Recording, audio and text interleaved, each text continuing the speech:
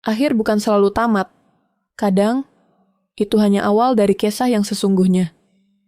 Hujan malam itu turun deras, menampar aspal Tokyo dengan dingin yang menggigit. Lampu-lampu neon dari gedung tinggi memantulkan warna-warni ke jalanan basah, seperti darah yang meleleh di antara genangan. Di sebuah gang, sempit distrik Shibuya, garis polisi membentang di sekeliling tubuh seorang pria yang tergeletak kaku dengan mata terbuka dan leher tergorok. Aizawa berdiri di tengah kerumunan petugas dengan mantel hitamnya yang mulai basah. Payungnya tak cukup menahan angin yang menusuk, tapi ia tidak bergeming. Matanya mengamati setiap sudut, seolah ingin menyerap detail terkecil yang mungkin terlewat. Korban pria, sekitar 35 tahun. Tidak ditemukan tanda-tanda perlawanan, ucap seorang petugas forensik.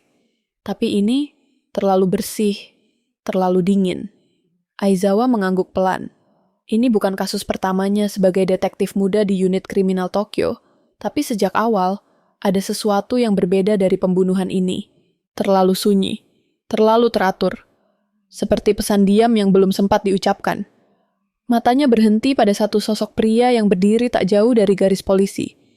Pria itu mengenakan jas kerja, celana bahan hitam, dan sepatu kantor yang tampak berkilau meski diterpa hujan. Rambutnya pendek dan basah, pipi tirus, dan sorot matanya dingin seperti batu. Ia tak tampak panik, bahkan tidak takut, hanya diam, memperhatikan. "Siapa itu?" tanya Aizawa pada petugas di sampingnya. "Masaki," katanya dia orang yang pertama kali menemukan mayat. Pegawai kantoran, katanya sedang lewat setelah lembur. Aizawa mendekat. Saat langkahnya menjejak genangan air, pria itu menoleh perlahan. Mata mereka bertemu, satu tatapan lembut namun gelisah, dan satu lagi, tajam, hitam, seolah menyimpan sesuatu yang tidak seharusnya dilihat siapapun. "Anda Masaki-san?" tanya Aizawa dengan suara datar. "Iya," jawabnya. Nada suaranya dalam, rendah, tapi tak mengandung emosi. "Boleh saya ajukan beberapa pertanyaan?" Masaki mengangguk. Mereka berjalan ke sisi jalan, berteduh di bawah atap toko tertutup. Aizawa membuka buku kecilnya, tapi pikirannya lebih sibuk menelusuri bahasa tubuh pria di depannya daripada menulis. "Apa yang Anda lihat saat menemukan korban?" Tubuhnya sudah tergeletak. Saya pikir itu orang mabuk, tapi darahnya terlalu banyak. Saya langsung menelepon polisi. Jawab Masaki, tenang. "Apakah Anda mengenalnya?" "Tidak." "Kenapa Anda berada di gang sempit seperti itu malam-malam begini?" "Jalan pintas. Saya tahu rute ini dari dulu." Jawaban-jawabannya rapi, tanpa celah. Tapi justru itu yang membuat Aizawa merasa tidak nyaman. Ia sudah bertemu banyak saksi sebelumnya. Tak ada yang setenang ini, apalagi di depan tubuh yang baru saja dibunuh secara brutal. Matanya kembali menatap Masaki, lurus, menelanjangi. Masaki balik menatap. Untuk sepersekian detik, tak ada suara. Hujan menjadi gema sunyi yang mengikat mereka dalam ruang yang hanya berisi 2 orang. "Kenapa Anda menatap saya seperti itu?" tanya Masaki tiba-tiba. Aizawa tersentak kecil. "Tidak, hanya Anda terlihat sangat tenang." Tenang bukan berarti tak peduli. Saya hanya tahu caranya diam. Aizawa menutup buku catatannya, dan baru menyadari bahwa jari-jarinya menggigil. Bukan karena hujan, tapi karena pria ini membuatnya merasa tercekik. Dan anehnya, tertarik. "Apakah saya boleh pergi?" tanya Masaki. "Untuk sementara, ya. Tapi kami mungkin akan memanggil Anda kembali." Masaki mengangguk.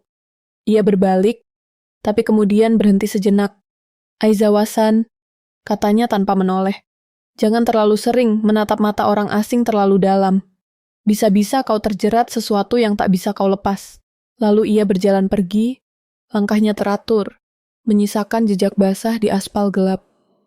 Aizawa hanya berdiri diam, jantungnya berdetak cepat tanpa alasan yang jelas. Ia merasa seperti baru saja melihat awan mendung yang menyimpan badai besar. Badai yang belum menunjukkan giginya. Ia tak tahu mengapa, tapi hatinya mengatakan pria itu akan kembali. Dan entah bagaimana, ia sendiri ingin hal itu terjadi. Malam semakin dingin, tapi hati Aizawa justru mulai terbakar oleh sesuatu yang belum bisa ia beri nama. 3 hari berlalu sejak kasus pembunuhan di Gang Shibuya, tapi wajah Masaki tak kunjung hilang dari kepala Aizawa. Ia sudah memeriksa data latar belakang pria itu. Bersih. Pekerja kantoran di perusahaan konsultan besar, tidak punya catatan kriminal, bahkan termasuk karyawan teladan. Tapi, ada yang tidak cocok. Ada yang terlalu rapi, terlalu disusun untuk menjadi manusia biasa. Sore itu, Aizawa diminta datang ke lokasi pembunuhan baru. Masih di Shibuya, hanya beberapa blok dari TKP pertama. Seorang wanita terbunuh dengan luka tusuk tunggal di dada. Tidak ada saksi, tidak ada suara. Tapi mayat ditemukan di dekat vending machine. Dan yang menelepon polisi adalah Masaki. Saat Aizawa tiba, Masaki sudah duduk di bangku kecil di pinggir jalan, menghisap rokok dalam diam. Petugas lain hanya membiarkannya, karena identitasnya sudah dicatat. Ia mengenakan kemeja biru pucat dan jas abu-abu. Terlihat seperti baru pulang kerja. Rambutnya sedikit acak-acakan karena angin. "Kita bertemu lagi," ucap Aizawa saat mendekat. Masaki mengangkat wajahnya perlahan, seolah sudah tahu siapa yang datang. "Kebetulan yang aneh ya," katanya, tersenyum samar. "Kali ini juga kamu yang menemukan mayat?" tanya Aizawa tajam. "Aku sedang membeli kopi. Mayatnya sudah ada di sana. Aku menelepon polisi. Seperti yang dilakukan warga negara yang baik, bukan?" Aizawa mengerutkan kening. "Kau tidak merasa aneh karena selalu ada di lokasi?" Masaki memalingkan pandangan ke langit yang mulai menggelap. "Apa aku harus merasa bersalah karena berada di tempat yang salah pada waktu yang salah?" "Entahlah," Aizawa menjawab pelan. "Tapi aku mulai merasa kamu bukan orang yang biasa." Masaki tertawa kecil, pendek, dingin. "Kau juga bukan polisi biasa. Caramu menatapku terlalu lama, terlalu dalam, seperti ingin membongkar lapisan-lapisan yang bahkan aku sendiri tak tahu." Aizawa tak menjawab, tapi matanya tak lepas dari wajah Masaki. Wajah yang memancarkan ketenangan sekaligus ketegangan. "Kenapa kamu begitu tertarik padaku, Aizawa-san?" tanya Masaki, menoleh tajam. "Karena kau curiga? Atau karena kau suka?" Pertanyaan itu membuat jantung Aizawa berdebar lebih keras. Suara Masaki pelan, tapi penuh tekanan, seolah mencengkeram langsung ke dalam tubuhnya. Dan Aizawa benci mengakuinya, tapi ada getaran aneh yang muncul di dadanya, sesuatu yang lebih dari sekadar rasa ingin tahu. Ia menunduk, pura-pura mencatat sesuatu di bukunya. "Aku hanya menjalankan tugas." "Kalau begitu," ujar Masaki sambil berdiri, "jalankan tugasmu baik-baik. Tapi hati-hati. Orang yang terlalu dekat pada kebenaran kadang berakhir terbakar olehnya." Aizawa mengangkat wajah, tapi Masaki sudah berjalan pergi. Tubuhnya perlahan menghilang dalam keramaian jalan malam Tokyo. Ia tak menoleh sedikit pun. Aizawa berdiri diam beberapa saat, merasakan tubuhnya kaku. Bukan karena takut, tapi karena terguncang. Ia tahu dia seharusnya lebih waspada, lebih netral. Aroma parfum Masaki masih tercium di hidungnya. Pandangan matanya masih membekas seperti luka bakar. Dan lebih buruknya lagi, ia ingin melihatnya lagi, ingin mendekat. Apakah ini rasa penasaran, atau permulaan dari sesuatu yang lebih gelap? Aizawa tak punya jawaban. Ia hanya tahu satu hal. Pria itu membuat dunianya bergeser perlahan, dan ia tidak tahu apakah itu menuju keselamatan atau kehancuran. 3 hari berlalu tanpa pembunuhan. Tapi itu tak menghentikan badai di dalam kepala Aizawa. Ia duduk di ruang kerjanya di kantor polisi distrik Minato, menatap foto korban di layar laptop. 2 korban, 2 lokasi berbeda, dan 1 saksi yang sama. Masaki. Tapi Aizawa sudah membaca semua data, jejak digital Masaki, rekaman CCTV, bahkan pergerakan finansialnya. Semuanya bersih, terlalu bersih, seperti seseorang yang tahu persis bagaimana tidak meninggalkan jejak. Meski begitu, yang paling mengganggu bukan data-datanya, tapi senyum tipisnya, tatapan gelapnya, dan suara dinginnya yang perlahan mulai menempel di kulit Aizawa, seperti bisikan yang membekas setelah mimpi. Malam itu, Aizawa duduk sendirian di bar kecil dekat apartemennya. Hujan turun ringan, membuat kaca jendela berkabut. Ia hanya menyesap wine merah. Bukan karena ingin mabuk, tapi karena ingin merasa hangat. Sendirian? Suara itu membuatnya menoleh. Masaki berdiri di sisi meja, mengenakan kemeja hitam dan mantel panjang. Basah sedikit di ujung. Matanya tetap sama, dingin dan tajam, tapi ada sesuatu yang berbeda malam itu. Lebih dalam, lebih gelap. Aizawa tidak menjawab, hanya menatap. Tubuhnya kaku, tapi dadanya bergetar. Aku tak sengaja lewat, ucap Masaki. Duduk tanpa diminta. Kupikir kau akan di rumah, mengutuki foto-fotoku. Aizawa menyipitkan mata. Kau menguntitku? Masaki menyesap whisky miliknya, lalu berkata pelan. Atau mungkin aku cuma terlalu penasaran. Aku masih mencurigaimu, kata Aizawa tegas, mencoba mengatur napasnya. Bagus, jawab Masaki. Rasa curiga itu membuatmu menatapku lebih lama daripada pria manapun yang pernah kutemui. Aizawa membisu. Masaki mencondongkan tubuhnya. Jarak wajah mereka hanya beberapa sentimeter. Nafasnya hangat. Suara bicaranya nyaris seperti bisikan. Kenapa kau tidak berhenti menatapku, seolah kau ingin membongkarku, lalu menyentuh setiap sisi tergelapku? Jantung Aizawa berdetak keras. Ia merasa seperti ditelanjangi. Bukan secara fisik, tapi mental. Jiwanya terasa terikat. Ia berbalik, mencoba menjaga jarak. Tapi Masaki menahan pergelangan tangannya. Sentuhan itu ringan, namun cukup membuat tubuh Aizawa membeku. Kau dingin sekali, gumam Masaki. Lepaskan aku. Masaki melepas, perlahan. Tapi matanya tetap menahan. Tak mengancam, tapi juga tak memberi ruang lari. Aizawa berdiri. Jangan dekati aku lagi. Masaki mengangguk. Tapi saat Aizawa hendak pergi, ia berkata, aku tidak bisa janji. Karena semakin kau menolak, semakin aku tahu. Kau ingin aku mendekat.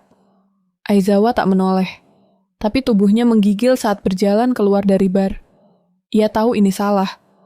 Ia tahu perasaannya mulai mengabur, mengacaukan garis profesional dan pribadi.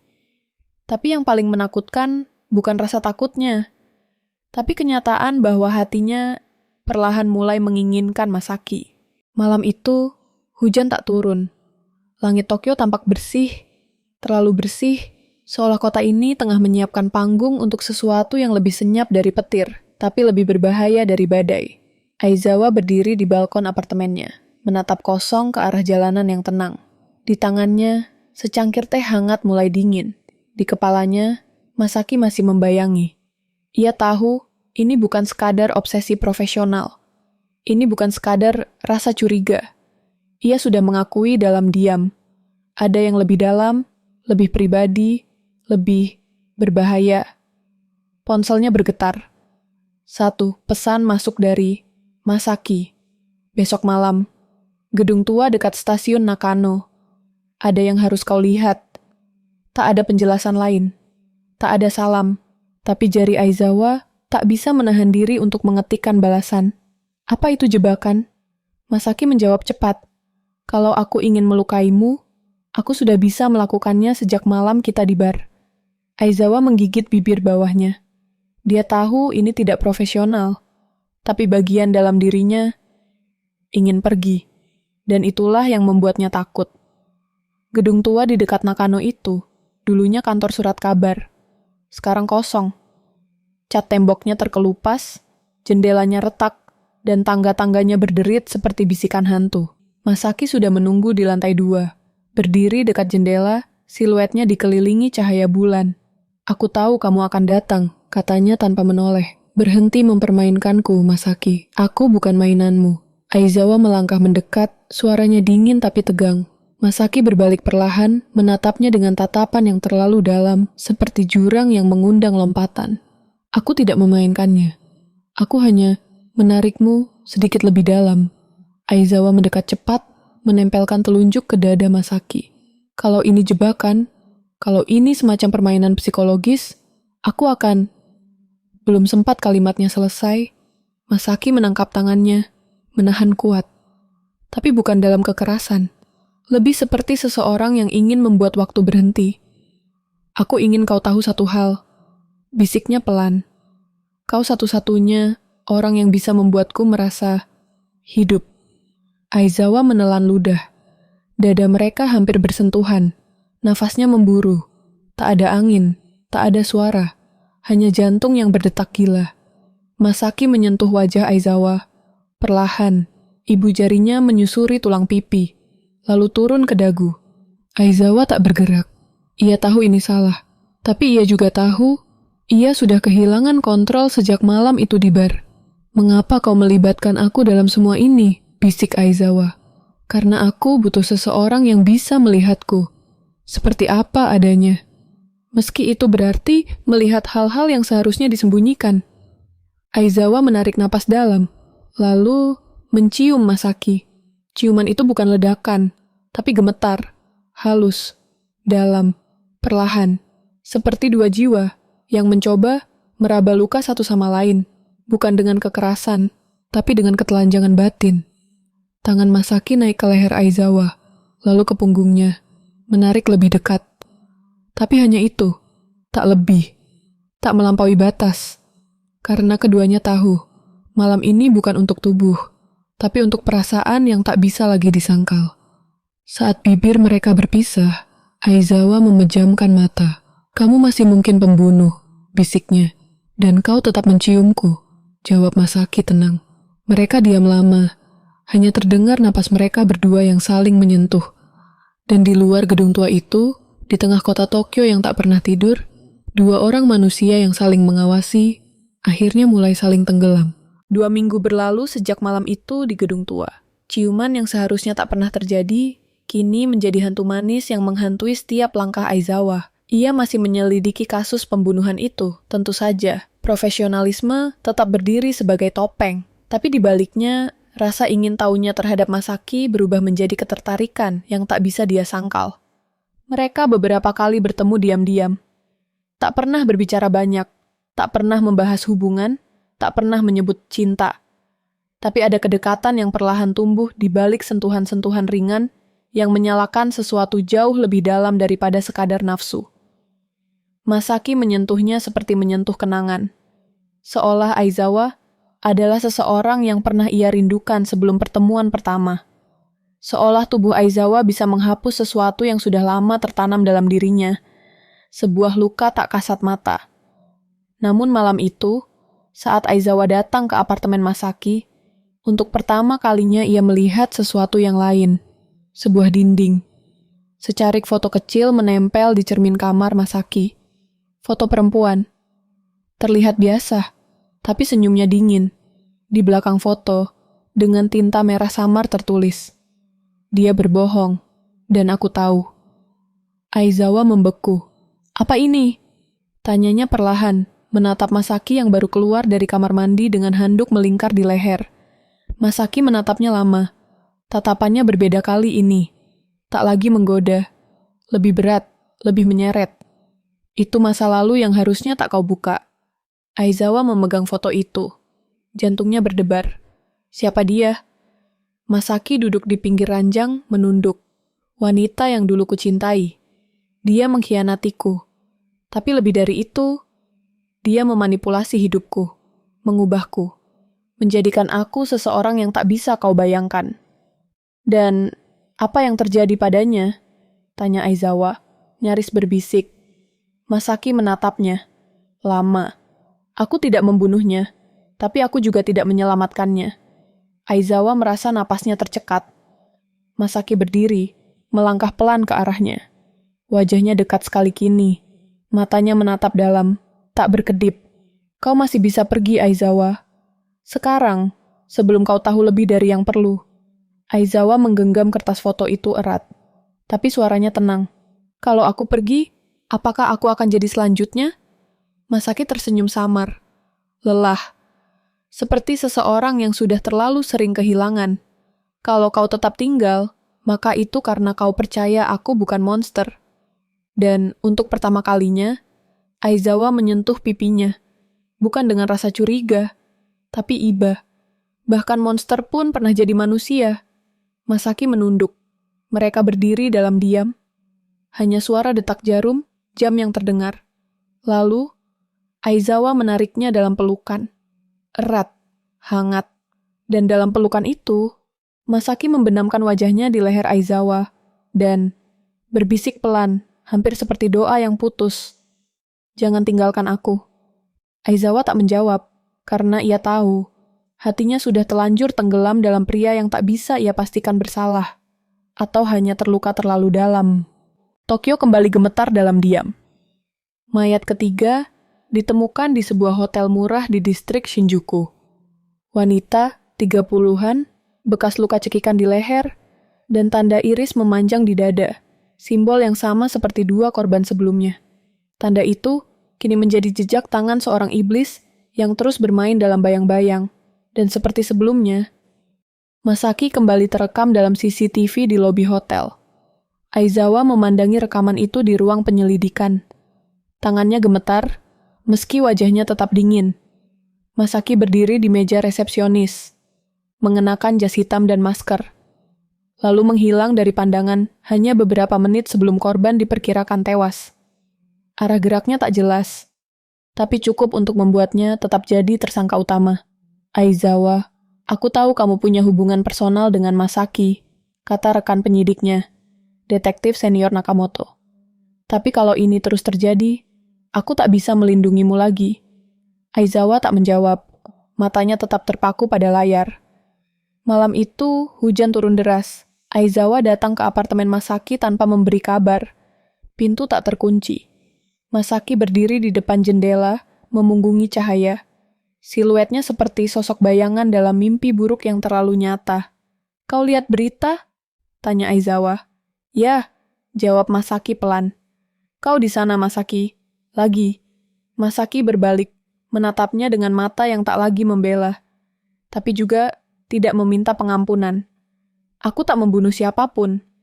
"Lalu kenapa kau selalu ada di lokasi sebelum pembunuhan terjadi?" Masaki menghela napas. Ia mendekat, perlahan, seperti seseorang yang mencoba menjangkau sesuatu yang nyaris tak terpegang. "Karena mereka semua punya hubungan dengan seseorang dari masa laluku." "Perempuan yang difoto itu?" tanya Aizawa, menantang. Masaki mengangguk. Mereka bagian dari jaringan yang sama. Perempuan itu, namanya Mei, adalah dalangnya. Tapi setelah dia mati, seseorang melanjutkan perannya. "Jadi menurutmu, semua ini jebakan?" Suara Aizawa rendah. Matanya menatap lekat. "Seseorang ingin menjebakmu lewat pembunuhan? Bukan hanya menjebak." Masaki mendekat. "Mereka ingin menghancurkan satu-satunya hal yang membuatku manusia. Dan itu adalah kamu." Aizawa merasa tubuhnya panas. Antara marah dan takut. Antara ingin lari dan ingin menyentuh. Masaki menggenggam tangannya. "Kalau aku bilang padamu semua detailnya, kamu akan jadi target berikutnya." "Sudah terlambat, Masaki," bisik Aizawa. "Aku sudah jadi target sejak aku jatuh cinta padamu." Mereka berciuman, tapi tidak seperti sebelumnya. Ciuman ini bukan lagi permukaan. Ini luka yang terbuka, dan dua jiwa yang bersedia menelusurinya bersama. Masaki menuntunnya ke ranjang. Mereka tidak bercinta malam itu, tapi tubuh mereka saling menyelimuti. Nafas bertemu napas, kulit menyentuh kulit. Jari Masaki menelusuri punggung Aizawa, seperti menulis puisi yang tak bisa dibaca siapapun. Dan Aizawa membiarkan dirinya larut dalam pelukan pria yang mungkin pembunuh, atau mungkin satu-satunya orang yang bisa menyelamatkannya dari dirinya sendiri. Keesokan paginya, saat Aizawa bangun, Masaki sudah pergi. Dan di meja, hanya ada sepucuk surat. "Kalau aku tak kembali, cari kebenaran di Kyoto. Di sanalah semua dimulai." Kereta cepat Tokyo-Kyoto melaju membelah lanskap Jepang yang diliputi kabut pagi. Aizawa duduk di dekat jendela, memandangi pemandangan yang terus berlalu. Rumah-rumah tradisional, hutan cemara, dan langit kelabu yang seolah mengerti kekacauan di dadanya. Masaki menghilang, tapi petunjuknya jelas. Kyoto, dan entah kenapa Aizawa tahu, jika ia ingin menyelamatkan kebenaran, atau menyelamatkan cintanya, ia harus pergi ke kota itu. Kota yang tampak damai, tapi menyembunyikan kematian dalam lorong-lorongnya. Aizawa menyewa penginapan kecil di distrik Gion. Hari pertama di Kyoto ia habiskan menelusuri catatan lama, membuka kembali data pembunuhan misterius beberapa tahun lalu. Kasus Mei, wanita yang dulu mencintai Masaki dan mati dalam kondisi misterius. Ia mendatangi mantan penyelidik kasus tersebut, seorang pria paruh-baya yang kini bekerja sebagai pemilik toko buku kecil. Namanya Detektif Genda. "Saya tahu kenapa kau di sini," ucap Genda, tanpa basa-basi. "Kasus itu ditutup terlalu cepat. Tapi aku tahu, Masaki tidak membunuhnya." Aizawa menegang. Apa yang sebenarnya terjadi? Genda mengambil foto lama, meletakkannya di meja. Dalam foto itu, Mei, Masaki, dan 3 wanita lain. Semua korban pembunuhan baru-baru ini. Kelompok ini dulunya jaringan manipulasi seksual kelas atas. Mereka menjebak, memeras, dan menghancurkan targetnya. Pria kaya, pengusaha, politikus. Masaki dulu adalah korbannya. Tapi dia berhasil keluar. Lalu Mei jatuh cinta padanya. Ironi. Dan kemudian dia mati, bisik Aizawa. Dan setelah kematian Mei, seseorang melanjutkan permainan. Tapi kali ini dengan darah, ujar Genda. Seseorang dalam kelompok itu memutuskan bahwa jika Masaki bisa lepas dari mereka, maka ia pantas mati. Perlahan. Malam itu, Aizawa menyusuri jalanan sempit Kyoto menuju kuil tua tempat terakhir Masaki terlihat. Di antara lentera redup dan pepohonan yang gemetar, ia menemukan pria itu duduk di bawah gerbang torii, mengenakan mantel gelap dan wajah kelelahan yang tak bisa disembunyikan. "Mengapa kau datang?" suara Masaki serak. "Karena aku tak bisa membiarkanmu mati sendirian," jawab Aizawa tenang. Masaki menatapnya lama. Mata itu kini tak menyimpan misteri, hanya luka. Dan cinta yang terlalu rusak untuk disebut indah. "Aku datang untuk membunuh seseorang malam ini," ucap Masaki lirih. "Seseorang yang kau cari juga. Namanya Kana. Dia yang melanjutkan jaringan itu. Dia yang membunuh mereka semua dan membuatku jadi kambing hitam. Kalau kau bunuh dia, kau tak akan bisa kembali," kata Aizawa. Masaki berdiri, menatap langit malam Kyoto. "Aku sudah terlalu jauh untuk kembali." Aizawa menggenggam tangannya, keras. "Maka biarkan aku yang menutupnya." Mata Masaki berkaca. Ia menarik Aizawa ke pelukannya. Tak ada ciuman, tak ada kata, hanya pelukan yang menggigil. Seolah dunia tak lagi penting selain detik itu. Dan saat mereka berpisah, Aizawa tahu, malam ini akan ada darah. Tapi darah itu bukan milik cinta mereka. Dalam gelap, Aizawa bergerak lebih dulu. Ia mendatangi Kana, wanita berparas cantik dengan senyum dingin. Tapi Aizawa sudah siap. Ia tak datang sebagai pecinta, tapi sebagai polisi. Tembakan 1 kali. Darah mengucur, dan untuk pertama kalinya dalam cerita ini, pembunuhan berhenti. Keesokan harinya, Masaki menyerahkan diri. Tapi bukan karena bersalah, karena ia tahu satu-satunya cara agar cinta mereka bisa hidup adalah dengan kebenaran yang tak lagi dibungkam. Tokyo, 3 minggu setelah kejadian di Kyoto. Kasus pembunuhan berantai akhirnya ditutup. Nama Masaki kini muncul dalam media nasional, bukan sebagai tersangka pembunuhan, tetapi sebagai saksi utama dalam pengungkapan jaringan kriminal manipulasi dan pemerasan yang telah aktif selama bertahun-tahun. Namun, pengorbanannya tak kecil, karena ia tetap ditahan untuk interogasi dan tuntutan pasal-pasal lama yang masih menggantung. Di ruang tahanan bawah kantor kepolisian pusat, Aizawa berdiri di depan kaca pembatas, memandangi pria yang dulu dicurigainya, lalu dicintainya, dan kini diperjuangkannya. Masaki duduk diam.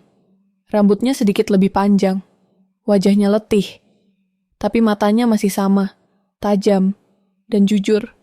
"Bagaimana kabarmu?" tanya Aizawa dengan suara rendah. "Seperti tahanan pada umumnya," jawab Masaki, setengah bercanda. "Makan pagi jam 7, diam, menulis, menunggu." Aizawa tersenyum pahit. "Kau tahu, kalau aku tidak membuat laporan pada malam itu, kau mungkin sudah menghabisinya." "Aku tahu," bisik Masaki. Karena itu aku cinta padamu. Aizawa menunduk, lalu berkata pelan, kau masih bisa divonis, Masaki. Ada saksi lama, dan sistem kita tidak selalu peduli pada alasan, hanya pada bukti. Masaki menatapnya. Kalau aku divonis, lupakan aku. Tidak, jawab Aizawa cepat. Matanya berkaca. Aku sudah melewati batas itu. Aku bukan lagi polisi yang menilaimu. Aku wanita yang mencintaimu. Dan aku menunggumu. Beberapa minggu kemudian, pengadilan digelar. Aizawa hadir, duduk di kursi saksi utama. Ia memberikan semua kesaksian secara jujur, bahkan menyerahkan bukti-bukti yang berhasil ia kumpulkan diam-diam dari komputer pribadi Kana. Hakim dan jaksa ragu, tapi bukti cukup kuat. Dan kesaksian Genda, mantan detektif dari Kyoto, melengkapi semuanya. Setelah 2 hari sidang yang melelahkan, Masaki dinyatakan tidak bersalah. Namun, ia tetap dijatuhi hukuman 2 tahun penjara bersyarat karena menyembunyikan informasi vital yang berakibat pada kematian, tidak langsung salah satu korban, meski bukan dia pelakunya. Aizawa tidak menangis saat putusan dibacakan. Ia hanya menggenggam tangan Masaki saat pria itu melangkah keluar dari ruang sidang, dikelilingi kamera, wartawan, gosip. Dunia tidak akan pernah benar-benar mengerti cinta mereka, tapi itu tak lagi penting. Yang penting, mereka masih berdiri berdampingan. 2 tahun. Bagi sebagian orang, mungkin waktu yang bisa dilupakan. Bagi Aizawa, 2 tahun adalah siksaan yang dijalani dengan kepala tegak. Karena di dalam setiap detik yang berjalan, ada Masaki yang ditunggu, dan ada dirinya yang tetap memilih untuk mencintai meski dunia meragukannya. Ia pindah ke Kyoto, meninggalkan kepolisian Tokyo. Bukan karena takut, tapi karena lelah menjelaskan. Di Kyoto, Aizawa membuka toko kecil, menjual buku, kopi, dan barang antik. Ruang itu sunyi, tapi hangat. Ia hidup sederhana, tidak banyak bicara. Tapi setiap pagi, ia menulis surat. 1 untuk setiap hari yang Masaki habiskan di penjara. Masaki, hari ini hujan di Kyoto. Aku menyeduh teh dan memikirkan bahumu yang dulu suka menghangatkanku tanpa berkata apa-apa. Atau, Masaki, aku melihat pasangan tua tadi pagi. Pria itu buta dan istrinya menuntunnya pelan sekali. Dan aku berpikir, kalau kita tua nanti, bisakah kau jadi mataku dan aku menjadi kakimu? Surat-surat itu tak pernah dikirim. Ia simpan dalam kotak kayu kecil di bawah kasur. Tapi ia tahu, Masaki bisa merasakannya. Sementara itu, Masaki menjalani masa tahanan dalam diam. Ia tidak banyak bicara dengan tahanan lain. Tapi ia mulai menulis catatan tentang semua kejadian masa lalu, tentang Mei, tentang jaringan kriminal itu, dan tentang Aizawa. Ia menulis bukan untuk membela diri, tapi agar jika suatu hari ia menghilang, dunia tahu bahwa di balik semua kekacauan ini, ada seseorang yang pernah mencintainya dengan tulus. Petugas penjara sering memergokinya termenung di malam hari, memandangi langit gelap dari balik jendela sel. Menantikan sesuatu? Tanya salah satu penjaga. Masaki hanya menjawab pelan, seseorang. Waktu berlalu, musim semi berganti panas. Daun-daun sakura berguguran, tumbuh dan luruh lagi, hingga pada hari itu, 2 tahun sejak vonis. Masaki melangkah keluar dari gerbang penjara, dengan tas kecil dan tubuh yang lebih kurus. Dan di luar sana, Aizawa sudah berdiri, tidak membawa bunga, tidak menangis, hanya tersenyum kecil sambil berkata, kau butuh potong rambut. Masaki menatapnya, lama, lalu menunduk, dan mencium tangan Aizawa, perlahan, seolah dunia kembali utuh. Apa kamu masih menungguku? Bisiknya. Aizawa menahan napas, lalu menjawab, aku tidak pernah berhenti. Mereka berjalan beriringan meninggalkan penjara, dan hari itu adalah awal dari babak baru cinta mereka. Udara malam Kyoto menggantung lembut, jendela terbuka, angin menghembuskan aroma bunga dari taman kecil di belakang rumah toko yang kini menjadi milik Aizawa. Di dalam kamar yang temaram, Cahaya lampu kuning menyoroti dua tubuh yang duduk berseberangan. Diam, saling menatap, seolah takut membuang satu detik pun dari momen yang telah terlalu lama ditunda. Masaki telah bebas, tapi masih ada sesuatu yang menahannya. Bukan jeruji, bukan masa lalu, tapi rasa bersalah. Aku tak tahu, apa aku pantas ada di sini, ucapnya lirih. Aizawa menatapnya lama, lalu mendekat. Perlahan, kau tahu kenapa aku tetap menunggu? Masaki menunduk, karena kau tahu bahwa aku juga luka, tapi hanya lukamu yang bisa mengobatiku. Aizawa menyentuh wajahnya, lembut. Jemarinya menyusuri tulang pipi tajam yang kini lebih tirus. Bibir mereka bersentuhan, pelan, berhenti, lalu bersatu kembali, seperti dua nada yang akhirnya menemukan irama. Malam itu bukan tentang gairah yang meledak, tapi tentang tubuh yang saling belajar kembali. Tentang tangan yang gemetar menyentuh luka lama. Tentang napas yang tersengal bukan karena hasrat, tapi karena kerinduan yang menumpuk tanpa pelampiasan. Masaki membelai leher Aizawa dengan bibirnya. Ia menelusuri kulitnya seperti membaca kisah yang dulu tak sempat dituliskan.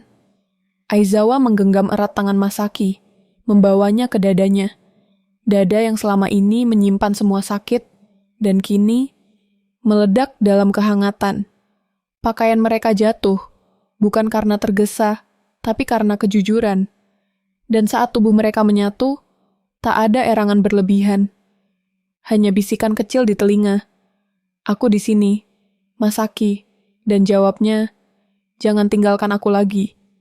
Tubuh mereka berguncang dalam ritme pelan, seperti tarian yang mereka ciptakan tanpa koreografi. Satu gerakan, satu tarikan napas, satu kedipan mata, dan seluruh dunia menghilang. Tak ada tempat di dunia yang lebih aman daripada pelukan itu.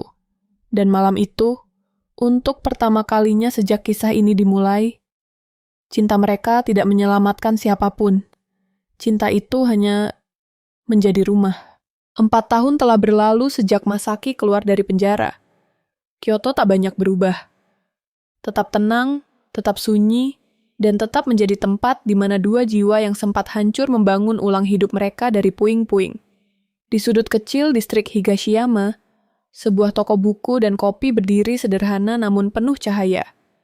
Toko itu diberi nama Shizukesa, keheningan. Pagi itu, hujan turun pelan. Embun menempel di jendela kaca toko. Musik jazz lembut mengalun dari speaker kecil di sudut ruangan. Dan di balik meja kasir, Aizawa tersenyum. Rambutnya kini lebih panjang sedikit, tubuhnya tetap ramping dan berlekuk. Namun matanya lebih teduh dari dulu. Ia sedang menulis. Di buku harian yang tak pernah ia tinggalkan sejak hari pertama Masaki ditahan. Halaman itu ditulis dengan tinta hitam. Hari ini, Masaki membuat kopi untuk pelanggan yang salah dan tersenyum padanya. Aku cemburu, tapi diam-diam aku bahagia, karena dia mulai belajar tertawa tanpa rasa bersalah. Di sisi lain ruangan, Masaki menyusun buku-buku baru yang baru saja datang. Wajahnya kini lebih dewasa, lebih tenang, garis keras di mata dan rahangnya masih ada. Tapi ia sudah bukan pria yang ingin mati dalam dendam. Ia adalah seseorang yang telah belajar memaafkan, terutama dirinya sendiri. Saat toko sepi, Masaki menghampiri Aizawa dari belakang. Ia memeluknya pelan, meletakkan dagunya di bahu wanita yang dulu hampir mengirimnya ke penjara seumur hidup, dan kini menjadi satu-satunya rumah yang ia kenal. Masih nulis tentang aku? Bisiknya. Aizawa tersenyum. Aku akan berhenti. Kalau kau berhenti membuatku jatuh cinta setiap hari. Mereka tertawa kecil, lalu diam, tak perlu banyak kata. Mereka telah melewati rasa curiga, darah, pengkhianatan, dan waktu. Mereka pernah saling menyentuh karena luka. Kini, mereka saling menyentuh karena kedamaian. Di luar, hujan belum berhenti. Tapi di dalam, dua tangan saling menggenggam erat. Tangan seorang wanita yang dulu memburu kebenaran. Dan pria yang dulu menghindari dunia. Dan dalam genggaman itu, sebuah janji hidup diam-diam. Cinta yang tumbuh dari kegelapan. Bukan untuk dilupakan, tapi untuk dirayakan. Karena tak semua yang terluka harus mati. Tamat. Terima kasih sudah menonton sampai akhir. Like, komen, dan subscribe.